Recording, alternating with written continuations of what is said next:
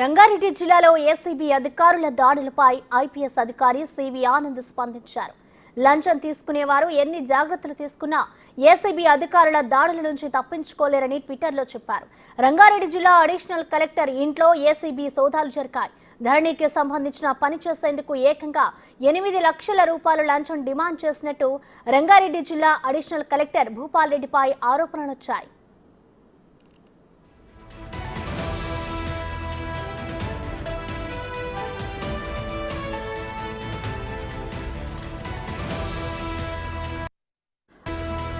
దీంతో additional collector Bhupal రెడ్డితో పాటు సీనియర్ అసిస్టెంట్ మదన్ మోహన్ ఇంట్లోనూ ఏసీబీ అధికారులు సోదాలు చేశారు.